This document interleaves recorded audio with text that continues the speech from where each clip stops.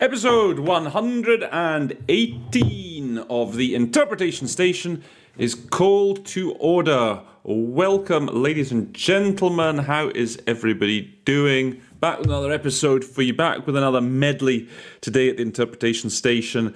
Again, it's grim subject matter. Not much getting around grim subject matter these days, unfortunately. For you Russian speakers, a few days ago, my last episode was a breakdown, a dissection of my own statement by Putin, Vladimir Putin, the day before the Russians went into Ukraine. But obviously, it's not just Russian speakers that are going to be having to do these kinds of statements. You know, this what's going on in Ukraine. It's obviously the most prominent talking point wherever you go. You know, it doesn't matter whether you're working for international organizations or in the media, wherever. There's no getting away from this subject. So I thought that it would be interesting to focus not just looking at Russian, but from a number of languages, so Russian, French, and Spanish. As I say, it is going to be a medley, and this was from a meeting that took place this week at the Human Rights Council, and obviously things are very tense at the moment, as you can imagine. And this week they called what was called an urgent debate of the Human Rights Council on the human rights situation in Ukraine stemming from the Russian aggression. Now, the Human Rights Council, this session, this is their regular annual session. But it happens to coincide with events in Ukraine. So what I've got for you here, it's a bit similar to what I did in the last medley episode. So I've actually taken an English language text to start with, which is going to provide a bit of the background vocab for us. And then we're going to look at, as I say, the text from Russia, text from Venezuela, and a text from Luxembourg. Now, all these texts can be found on the UN conference recording page. That's the one I always I very often refer you to. So, as usual, I will be putting in all the links down in the description box. Might not do it the same day. It always takes me a few days. I'm a bit of a lazy bastard in that respect. It takes me a few days to find all the stuff and put it there. But I'll give you all the links for it with the transcripts. Again, my suggestion to you might be to listen, try and do these statements first, record yourself doing them, and then come back and listen and watch the episode. For example, if you're working into English, my suggestion is you listen to this English language statement. That's going to be the first one we're going to look at. It's actually delivered by Mr. Victor Madrigal-Borloz, who's the chair of the Coordination Committee of Special Procedures. So he gives you an overview of the situation, and you should listen closely to see what sort of vocab he uses, because that should help you in theory. And then we're going to see then afterwards through the French, the Luxembourg, and through Venezuela, what sort of vocab keeps being repeated. So anyway, that would be my advice. You listen to the English one first, and then try and, on the basis of what you've heard from that statement by the chair of the coordination committee, note some vocab down, and that vocab that you've noted down should then help you when you come to doing the texts from Russian, French, and Spanish. And then, as I say, afterwards, come and listen to my commentary, my breakdown of what's going on there. Okay, so without any further ado, let's have a look then at this at the first statement. Okay, so here's the first text that I have for you. Statement by Victor Madrigal-Borloz, as I say, chairman of the Coordination Committee of Special Procedures. And we're just going to glance through. I've highlighted what to me seems the most important vocabulary in that text. We're not going to go through it all, just looking at some of the main stuff that I've, as I say, highlighted. And I'll tell you why I've highlighted it. All right. Okay, so the first thing we've got here is to deplore in the strongest terms. I mean, that's a classic thing they say, for example, at the Security Council when something bad happens. They often strenuously condemn things. To deplore in the strongest terms is also something that they'll say a lot. Vehemently, we vehemently condemn. So again, that's good to have a couple of those when you're working into English, obviously. Okay, this is the kind of thing you're probably going to hear then a lot of on this subject. Look at this. So our profound outrage and distress at the aggression by the forces of the Russian Federation against the sovereignty and territorial integrity of Ukraine. Okay, sovereignty and territorial integrity, this is all big stuff from the UN Charter. And again, expressing, you see the Human Rights Treaty bodies expressed in unison. That's nice, in unison actually. I didn't mark it, but it's a nice, instead of just saying always together, okay? In unison is a good, something high register. And so our profound outrage and distress, our profound concern. Those are good words though, outrage and distress. Similar synonyms, abomination, disgust. Okay, but this is good. Profound outrage and distress. Okay, then down here, okay, has recorded 752 civilian casualties. Okay, so this word often you'll hear recorded or documented is a good synonym for that. And then so casualties it's a very, you got casualties and victims. Casualties is a very sort of neutral, almost bureaucratic word, which is victims carries a bit of an extra edge to it. Casualties is just people who have, been killed or injured. That's a very good word. Whenever they're documenting, when things are documented, be it deaths, injuries, whatever, it's going to be casualties. Okay. Victims carries a bit more of a, I would say, a nuance. It's you talk about victim support, helping the victims. You don't help the casualties. Casualties is a very sort of bureaucratic word.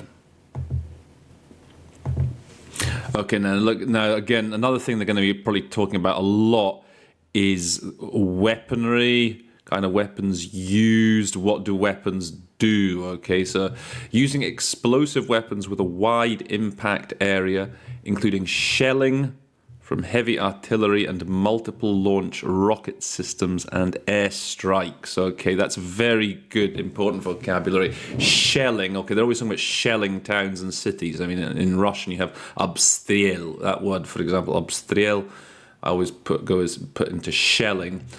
Multiple launch rocket systems. I know that the Russians have a lot of these. You may have seen some of the pictures with when they're firing off loads of missiles at the same time. I think they're called Grad systems. I believe in the old days they were called. I think their predecessor was the Katyusha, which maybe fired 12 at once. The military experts among you might be able to correct me, but now I think that those multiple launch rocket systems are Grad. They're called Grad. Again, very important to just know that expression. Air strikes, okay, not air attacks. It's specifically air strikes. That is the buzz. That's the buzz expression, so to speak. Okay, the actual toll. So whenever they talk about death, they talk about death toll. Again, something that's likely to be referenced a lot. That's an important word. Okay, it's not like the number. It's like the toll, the actual death toll. I mean, you can get away with saying the number, if you're working into English and it's going fast, but the toll is a very good word. Okay, causing immense suffering and irreparable harm. Again, I think that's going to be something that's going to be talked about a lot. Forced displacement. And the destruction of vital infrastructure. So especially a destruction of vital infrastructure, that is again the favoured expression. Not so much key infrastructure can work as well, but we often talk about vital infrastructure. Another area that's opening up in this conflict is the possibility of referring the case to both the International Court of Justice and the International Criminal Court. So ongoing proceedings, whenever something is going on before a court, the safest word to go with is proceedings. Before the International Court of Justice, the ICJ, the European Court of Human Rights, also known as the ECHR, and the announced opening of an investigation by the prosecutor of the International Criminal Court of the ICC. Actually, I just remembered there. So for shelling in French, of course, they say tir d'obus. D'obus. Okay. And then moving on. Okay, so existing barriers will be amplified. So I thought this was an interesting synonym. Often we talk about exacerbated, compounded. That's nice. Barriers will be amplified. It's got that same connotation. This is going to be something you're going to hear a lot about, allowing safe and unfettered passage. In this case, he's talking about for people fleeing the conflict, but it's also going to apply to, I guess, access for humanitarian aid. And you actually get it. There you go. You get it in the very next line. Facilitate the rapid, safe, and unhindered access to humanitarian assistance. That's a sort of classic package of words that the people are going to say when it comes to providing humanitarian assistance. Human rights due diligence. It's always good to know the word in your languages for this, for due diligence. This is again a concept that they talk about a lot these days. Human rights due diligence. I thought this was a nice expression. The volatile security context, the idea that the situation's constantly changing. So that's going to be a good adjective that you're going to probably want to have handy. Volatile. This is a sort of package of freedoms as guaranteed in the various UN human rights documents, be it the charters, the various covenants, conventions. So remember, again, these is a bit of a package. Freedom of assembly, association, and expression. And then, getting towards the end here, areas reportedly contaminated by radiation. So this is a factor, I think, in this conflict. I know that the Russians were getting very close to the site of Chernobyl, where Chernobyl took place, in that region. That's certainly in the region of in the area of operations, shall we say. And then I also know that there's a few, if I'm not mistaken, nuclear power plants kicking around Ukraine. I know there's one in a place called Zaporozhye, so that's a name that might certainly come up. Zaporozhye in southeastern Ukraine, I think, and that is an important location. So one way or another, this is these things unfortunately are factors in this conflict. These the presence of these nuclear sites and the danger of there being some sort of radiation. Danger of accidents, because the danger of accidents that could lead to at least this kind of contamination. And then finally, as I actually said, look, there's the last thing I've highlighted. Facilitate the immediate and unhindered delivery of humanitarian assistance without any discrimination as to nationality, race, and ethnicity. So again, unhindered delivery, the unimpeded delivery, the unhampered delivery. All right, those are all good synonyms to have. Delivery is better than maybe provision. Provision, you could also say. And this is obviously again a bit of a cliche that they use, without any discrimination to nationality, race, and ethnicity.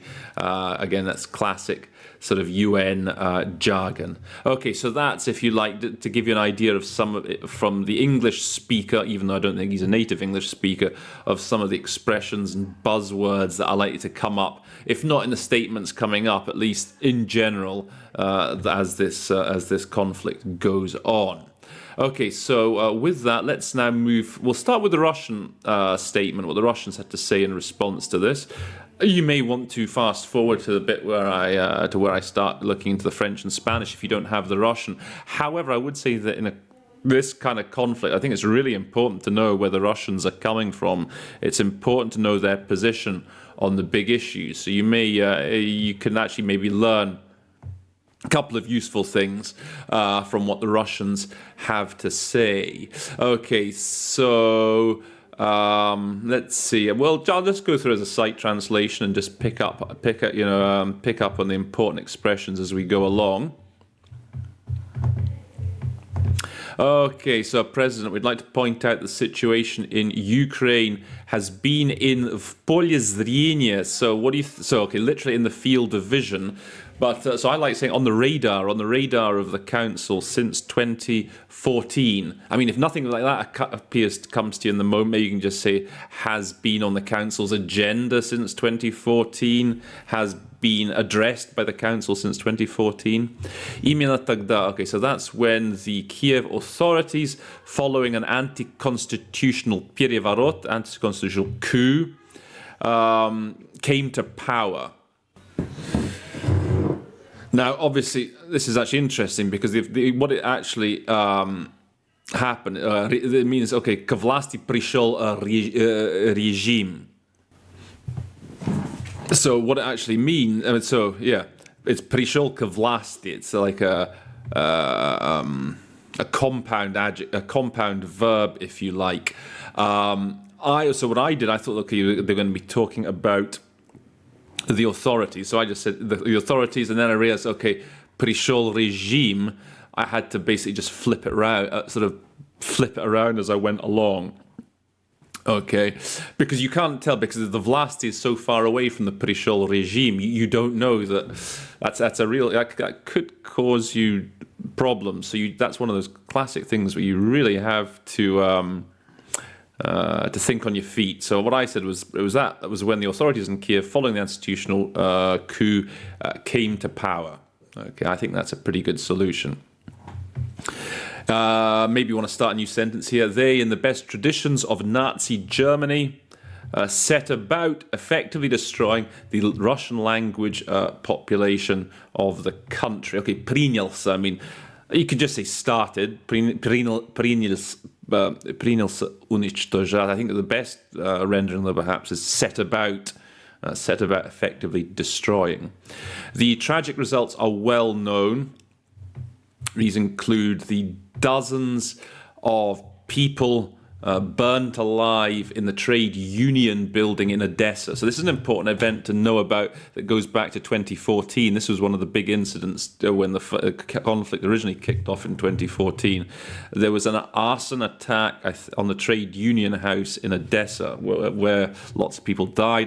The Russians accused the Ukrainians of starting that fire, so that's what that reference is to. As well as the shooting by snipers at peaceful protesters in the Maidan itself. So the Maidan being the central square in Kiev, I presume that's when the Russians talk about Maidan. It's always Euromaidan. It always refers back to the heart of the protest, which was in the center of Kiev. And okay, crackdowns throughout Ukraine on dissenters. Okay, some interesting things here. Жестокие расправы. So these weren't my notes. This was whichever one of my colleagues was that had the misfortune of having to do this statement. Расправы, so crackdown is a very good word that almost, I think, encompasses both жестокие and расправы. Maybe a good word for жестокие. I think maybe the people's first go-to reaction is maybe cruel or harsh. But I also think vicious is a very good word in this context. Maybe the vicious crackdowns throughout on Ukraine. So I like saying dissenters, those that disagree. Okay, but I think in one word, dissenters is your best solution. The population of the Donbass did not want to live in permanent fear and ultimately be exterminated. For me, that's the first word that comes to mind, is always exterminated. Executed, perhaps. I'm trying to see what my colleague wrote here. I can't make out their squiggles, but for me, when I hear истребленным, I think exterminated, executed. Although Kiev, to reach peace on their own territory, only had to deliver on the obligations they'd assumed under the Minsk agreement or set of measures. Okay, what's interesting here? Выполнить взятые им же обязательства. So again, that's a classic sort of phrase. that's used in international politics, delivering on your commitments, delivering on your obligations. Right? So this, взятие им же обязательства. It's like a compound. Is it a gerund or compound adjective noun phrase? All they had to do was deliver on their commitments under the Minsk. Okay, so these were called the Minsk Accords or the Minsk Agreements. They were sort of the foundation for the very fragile peace that you had in Ukraine between 2014 and 2022. It's good to always be familiar with the content of the Minsk Accords. Essentially, it was about a commitment to sort of move towards a federalized system of governance in Ukraine and giving specifically the Lugansk and Donetsk People's Republics a fairly high degree of autonomy. And of course, the Russians say that the Ukrainians never did that. They never showed any inclination to actually follow up on what they committed to in the Minsk Accords. And, they call it the Minskому komplексу мер, the Minsk set of measures. So the Minsk Accords are pretty much now dead in the water, as we say.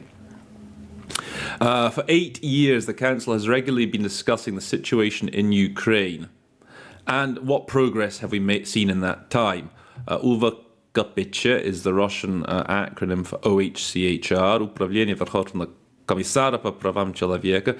OHCHR prepared 45 reports on the basis of a material put together by their own by their own monitoring mission, наблюдательной миссией. В каждом из них, so my immediate response here would be to turn каждым, make it the subject of the sentence, and say each one of them фиксировали, recorded or documented the suffering of the population in the Donbass. Thousands of civilians. So you see these lines. I think my colleague. It's interesting to see, was probably wanting to just split up the sentence into little small chunks, thousands of civilians of whom in the Donbass, or thousands of civilians there, including hundreds of children, died as a result of shelling by the Ukrainian armed forces. If you want something better for pogibli, something more higher register, maybe say perish. They perished as a result of bombových udarov. So I've just said shelling there. Bomb strikes, bombing by the Ukrainian armed forces. I think you could either of those sorts of options would work well. These were citizens of Ukraine, innocent civilians. Ни в чем не повинное гражданское население.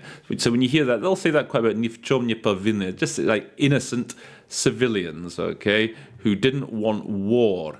They were ready to speak with Kiev, and they asked only for legitimate autonomy to maintain or preserve their own identity and lives. Говорилось в докладах и опитках. So maybe you could say there was talk in the reports, there was reference in the reports, or the reports spoke of torture and arbitrary arrest, repression and killing of journalists and opposition activists, hate speech, ненавистических заявлений, I'd say probably hate speech is best solution here. Discrimination, restrictions on the rights of national minorities, including of Hungarians, Russians, and Roma. Ущемление прав, so restrictions on rights. We often talk about impinging on the rights. I don't know if we talk about impingement of the rights of national minorities. Vengrov. So there are Hungarians living in Ukraine. I believe in the southwest, along the Carpathians. There's quite a lot of Hungarians, Russians, and Tsigan. Safest most PC word to go for is definitely Roma. I'd steer clear of gypsies. Say Roma. So here you can maybe say one would think that in the hands of the council, you have all the facts. On that basis, that one could draw the relevant conclusions, чтобы исправить положение, to remedy the situation, to rectify the situation, to create conditions for developing democracy and maintaining multinational, multi-ethnic, multinational, probably multinational and multicultural, maintaining a multinational, multicultural Ukrainian society.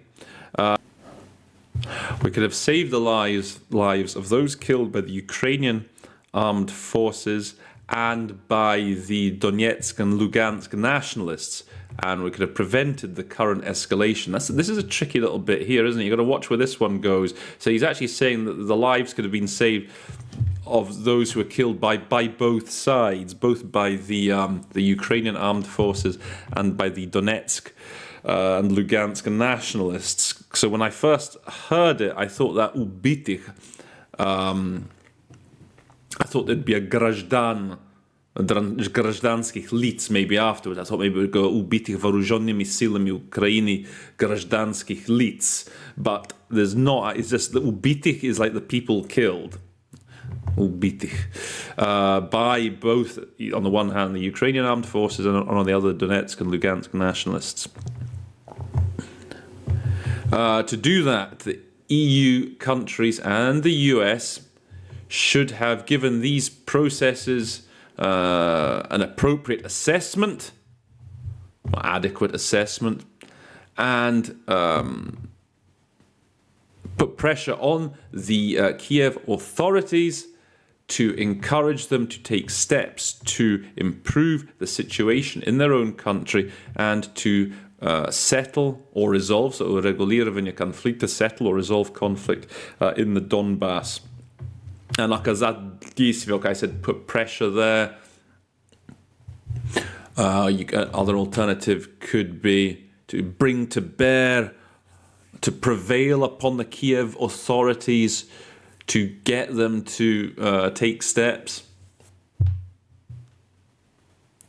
or just exert influence, exert pressure on the Kiev authorities. Or if you're really going fast and if you didn't have the text, I think with all that you could have just said the EU and US should have given a due assessment, an appropriate assessment, and they should have got the Kiev authorities to take steps to improve the situation.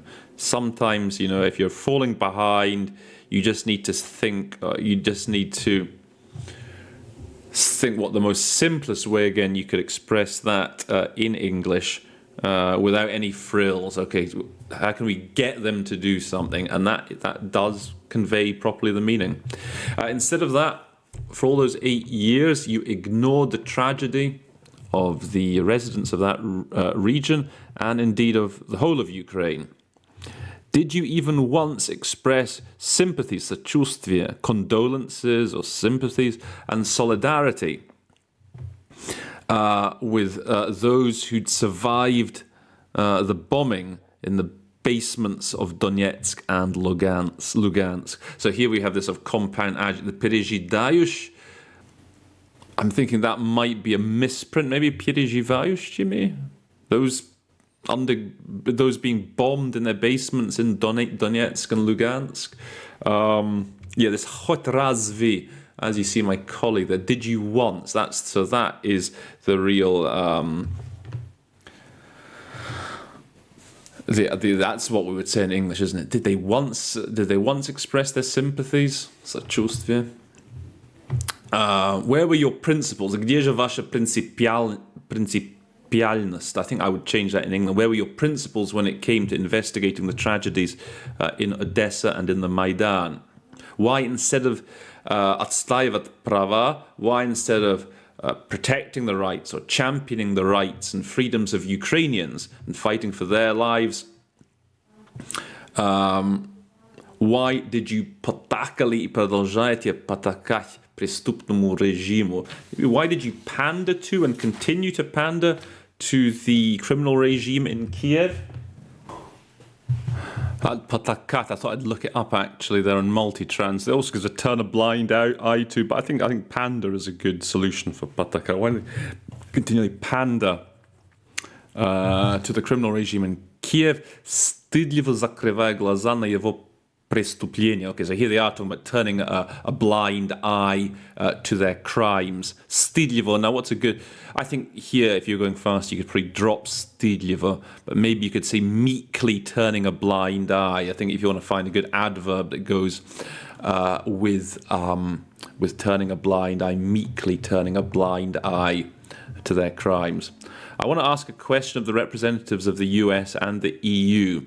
In what international human rights documents, правозащитные, it's always like, when used as an adjective, it's always human rights.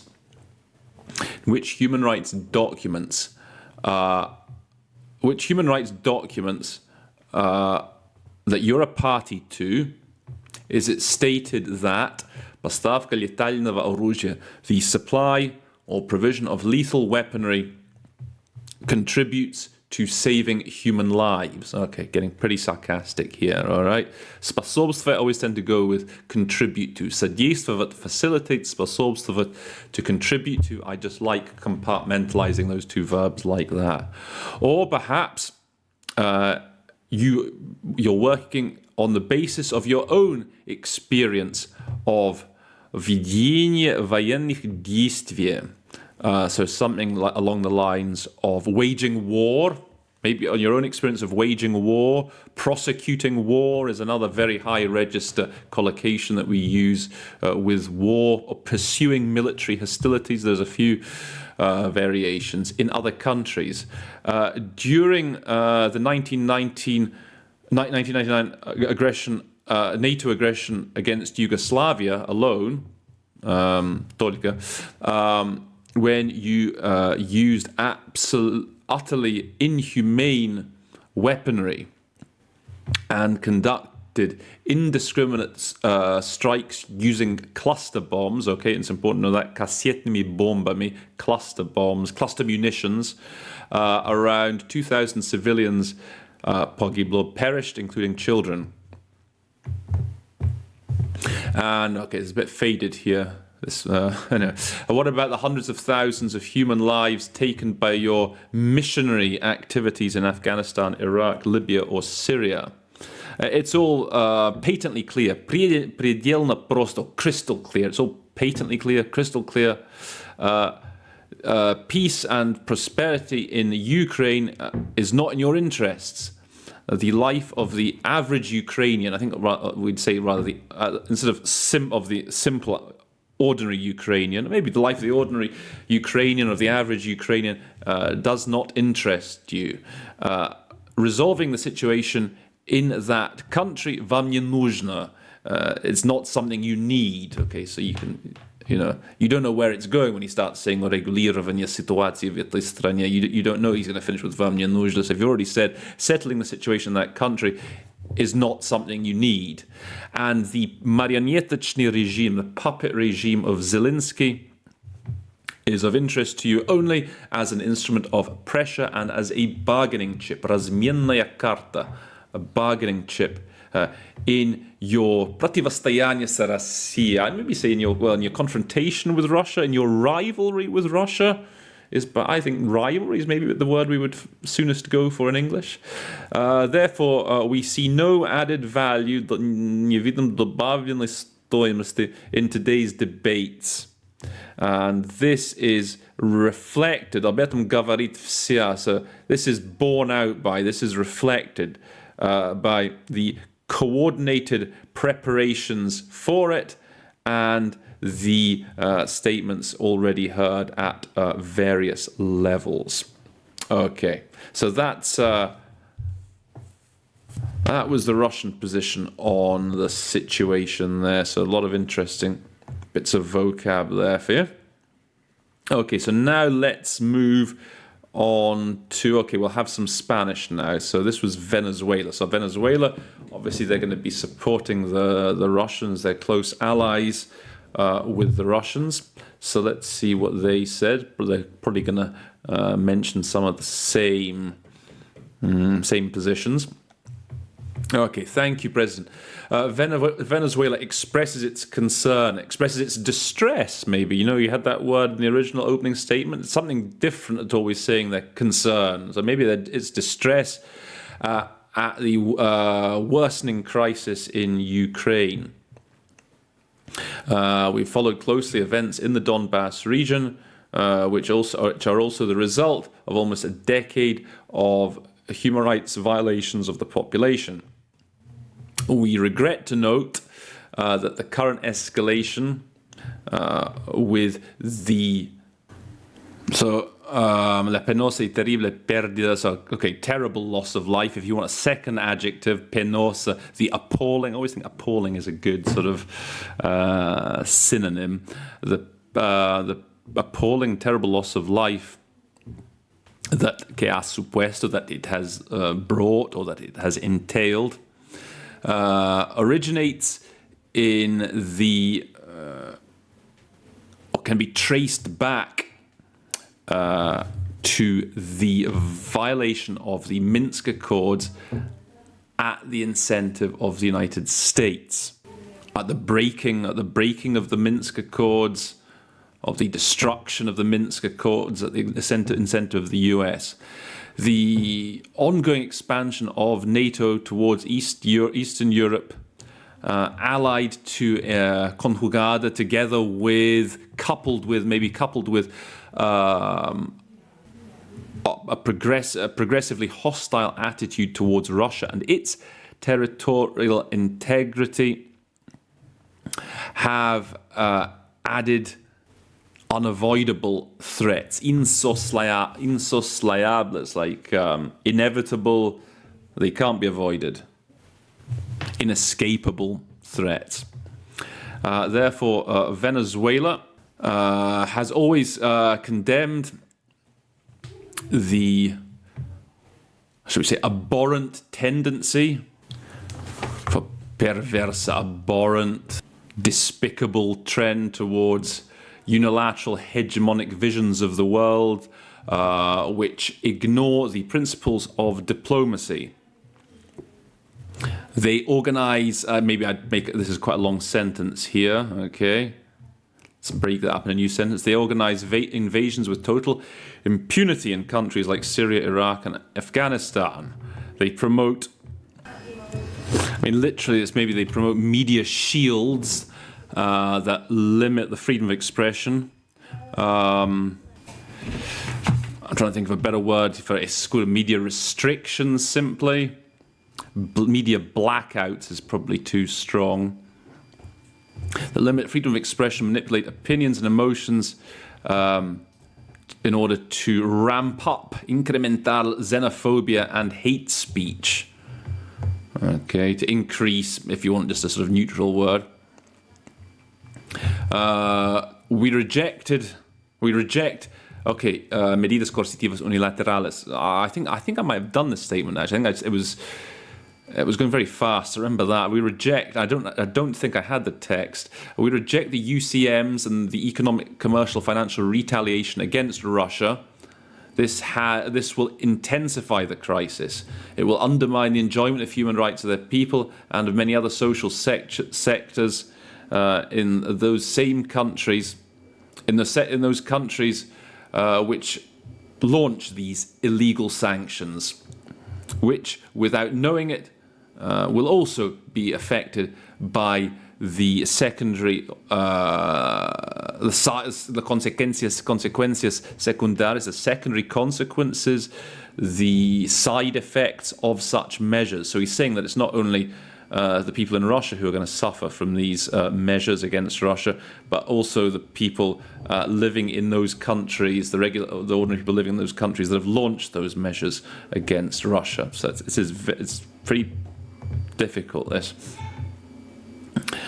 Se continúa vulnerando. Again, it's one of these Spanish constructions. There's no noun at the start, so you have to almost invent the subject. You have to say something like, we're seeing continued undermining. We're seeing continuing violations of international law using UCMs. This is a new form of war.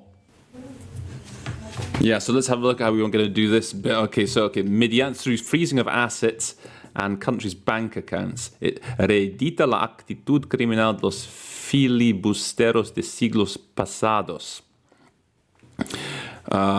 Which reboots, which is a reincarnation of the criminal attitude of filibusters of centuries past, which are more concerned with looting gold, or stealing gold, than saving lives. Yeah, this is really difficult. Something more simple for reedita la actitud criminal. They're reminiscent of the criminal approach of filibusters of centuries past. More concerned with stealing gold than with saving lives. We're also ashamed that here in esta la casa, the common home of human rights of the United Nations, se ejercite una euforia. I think you could just say here, there is such a euphoria of intolerance against the Russian Federation.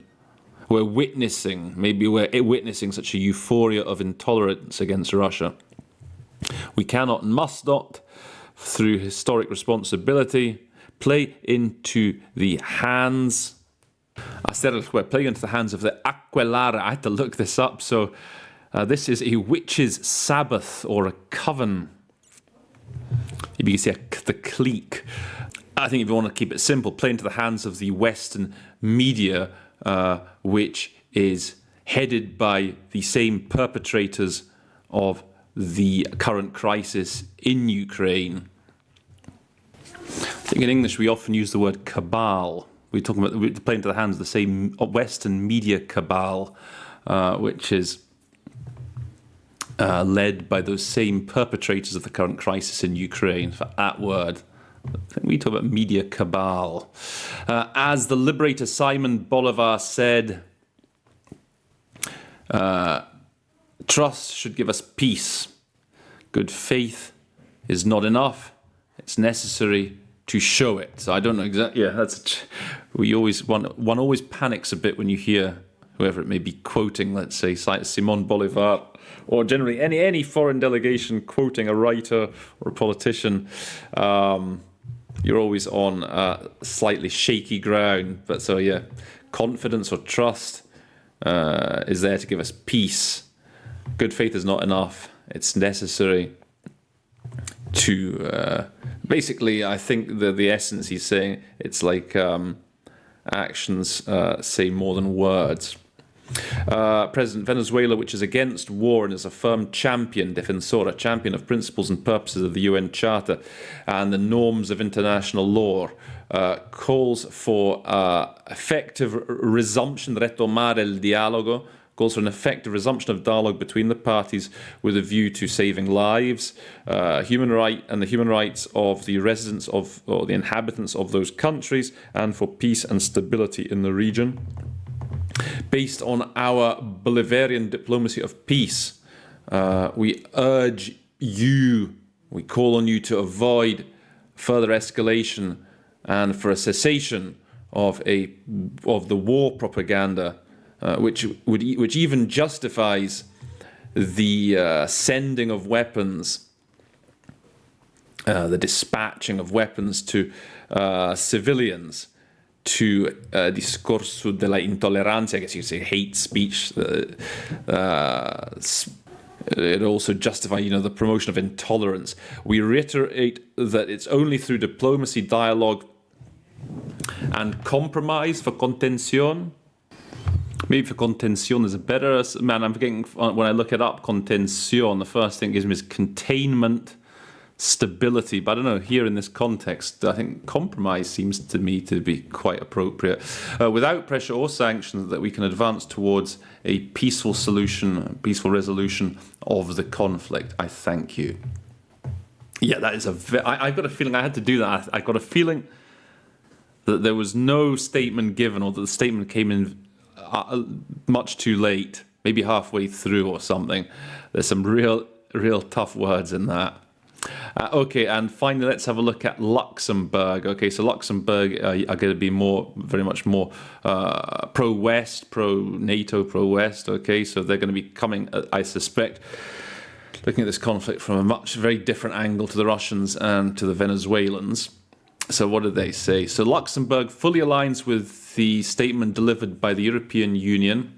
My delegation would first wishes to express its support for the sovereignty, independence and territorial integrity of Ukraine, as well as its unflinching solidarity for sans faille, okay, unflinching, unwavering solidarity with the Ukrainian people, who have been the primary victim of this war of aggression, the responsibility for which rests solely with Russian President Putin.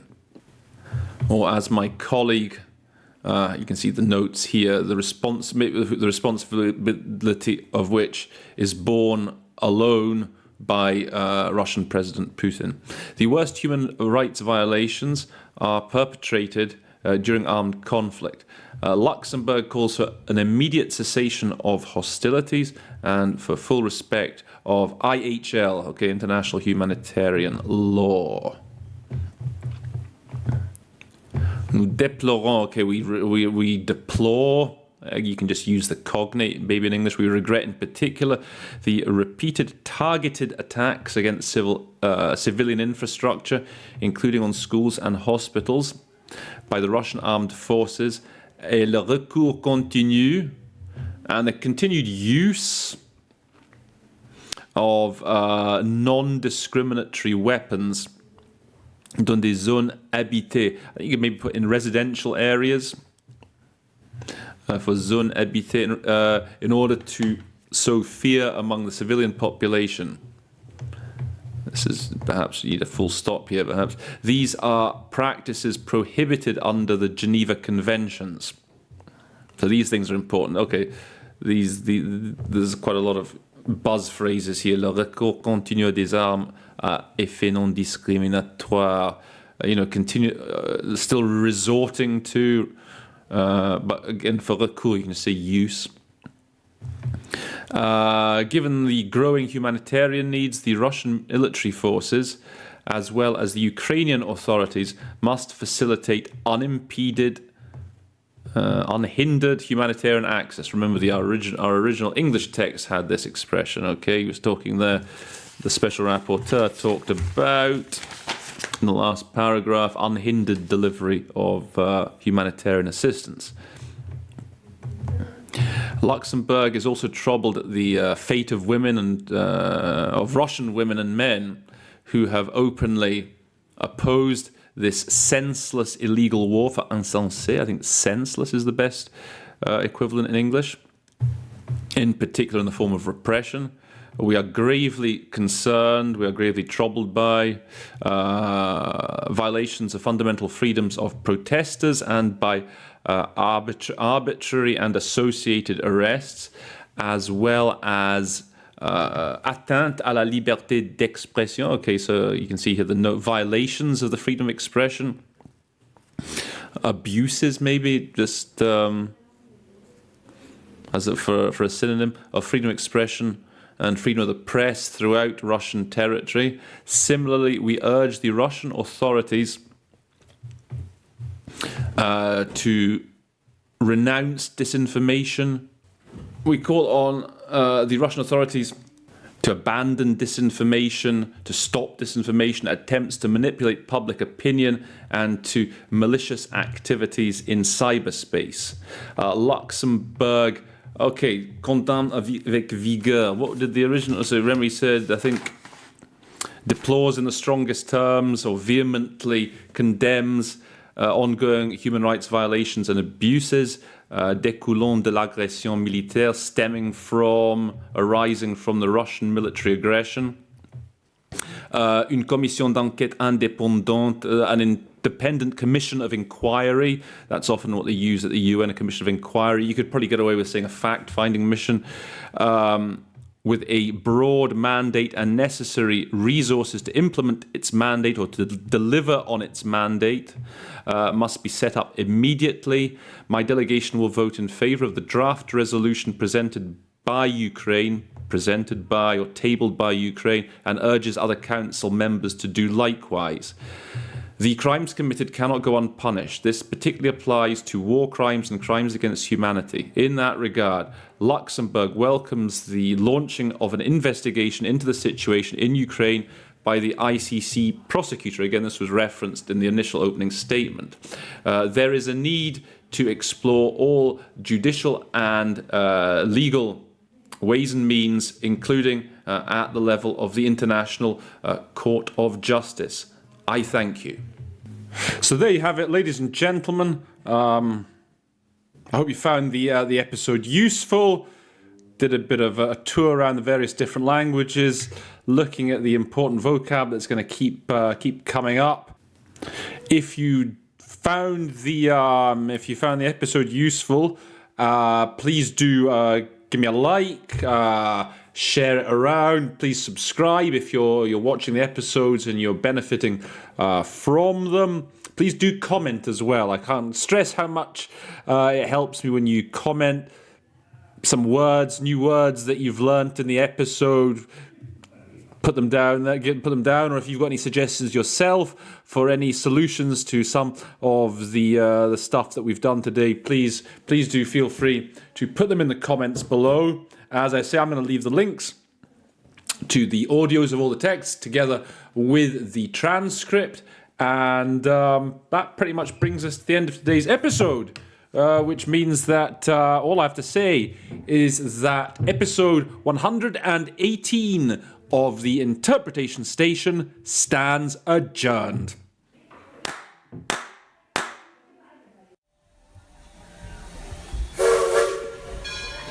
The train is now leaving the Interpretation Station.